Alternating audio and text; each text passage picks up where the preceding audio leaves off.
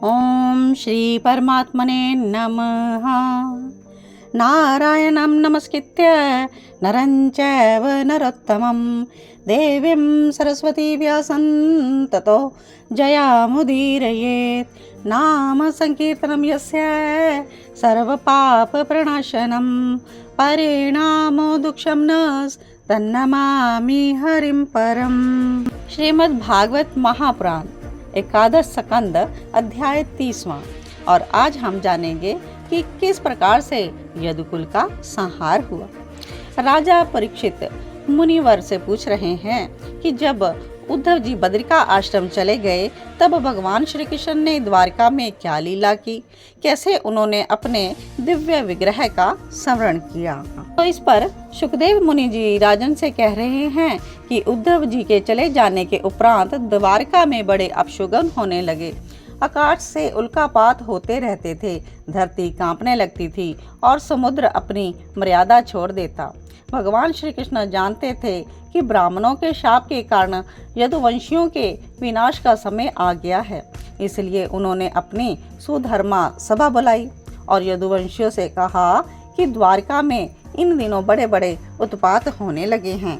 यह साक्षात यमराज की चेतावनी है। अब हमें यहाँ पर और 2 घड़ी नहीं ठहरना चाहिए। स्त्रियां, बच्चे, वृद्धजन यहाँ से शंको द्वार चले जाएं और हम लोग प्रभास क्षेत्र में चलते हैं। वहाँ सरस्वती नदी समुद्र में मिलती है और वहाँ स्नान आदि करके हम ब्राह्मणों को गो, सोना, भूमि, वस्त्र, हाथी, घोड़े, रथ दान करेंगे और उन्हें भोजन कराएंगे। यथा चित उनका आदर सत्कार करके अपना शेष जीवन धन्य करेंगे।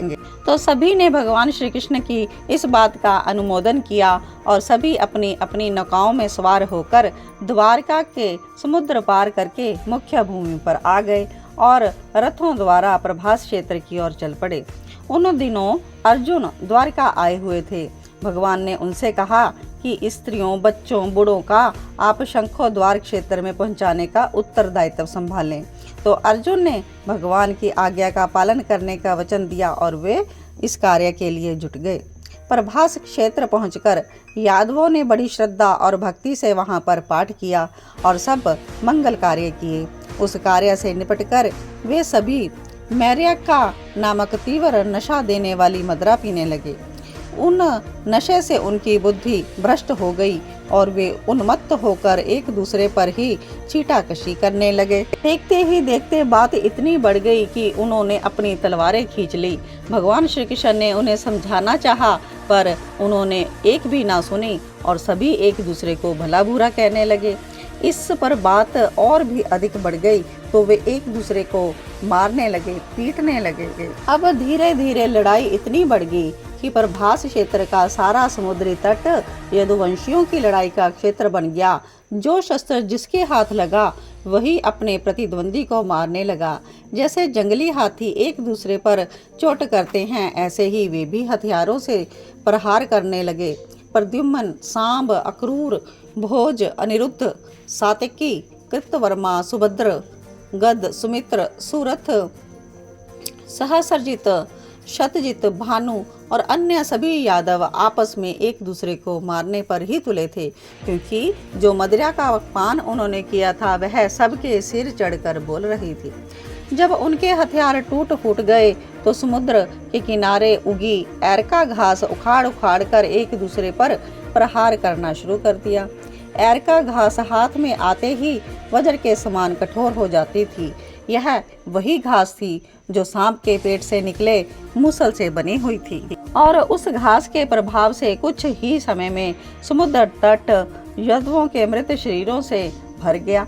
अंत में भगवान श्री कृष्ण और बलराम जी ही वहां रह गए। दोनों ने एक दूसरे को देखा, मुस्कराए और फिर वहीं पर बलराम जी ने अपने शरीर अपने आत्म बल से त्याग दिया। भगवान श्री कृष्ण उनके पास से हटकर एक पीपल के वृक्ष के नीचे जा बैठे और अभी वे कुछ चिंतन ही कर रहे थे कि उनकी प्रेरणा से जरा नामक एक व्याध ने दूर से उनके चरण तल को हरण का मुख समझा और बाण चला दिया। जिसकी गांसी उसके मूसल के टुकड़े से बनाई गई थी, जो कि मछली के पेट से मिला था। उसी बाण के द्वारा भगवान श्री कृष्ण का चरण तल बींध गया। जब वह व्याध पास आया और भगवान श्री कृष्ण को अपने बाण से घायल देखा तो वह अपराध बोध से ग्रसित हो रोने लगा और भगवान के चरणों में गिर पड़ा, कहने लगा कि मैंने गलती से बाण चला दिया। रोते गिड़गिड़ाते रहा वह। तो भगवान ने उसे देख मुस्कुराकर कहा, अरे तू डर मत, तूने तो मेरा ही काम किया है, मेरी ही आज्ञा से यह सब हुआ। अब तू जाकर स्वर्ग में निवास कर। हे राजन परीक्षित, तभी वहां एक दिव्य विमान आया। जरा ने भगवान की प्रदक्षिणा की और रथ में बैठकर स्वर्ग चला गया। उसी समय भगवान को ढूंढता हुआ उनका सारथी दारुक रथ लेकर वहां पहुंचा। जब उन्होंने भगवान को घायल देखा तो वह दारुक भी दुखी हुआ, उसकी अश्रुधारा बहने लगी। वह भगवान के चरणों में गिर पड़ा। तब भगवान ने उसे उठाकर कहा कि दारुक, मेरी चिंता छोड़ो, तुम अभी द्वारका चले जाओ और अर्जुन से कहो कि जितनी जल्दी हो सके द्वारका से स्त्री बच्चों को लेकर निकल जाए, क्योंकि द्वारका कुछ ही समय समुद्र के गर्भ में समाने वाली है। भगवान की आज्ञा पाकर दारुक रथ की ओर अनमने भाव से बढ़ा तो रथ और उसके सभी आयुध अचानक आकाश में उड़कर अदृश्य हो गए।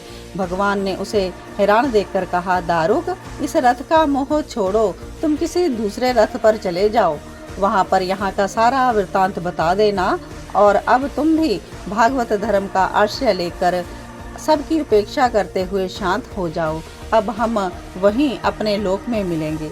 भगवान का आदेश पाकर दारुक ने भगवान की परिक्रमा की, उनके चरण कमलों में शीश झुकाकर प्रणाम किया और उदास मन से द्वारका की ओर चल दिया। इति श्रीमद्भागवत महापुराणम।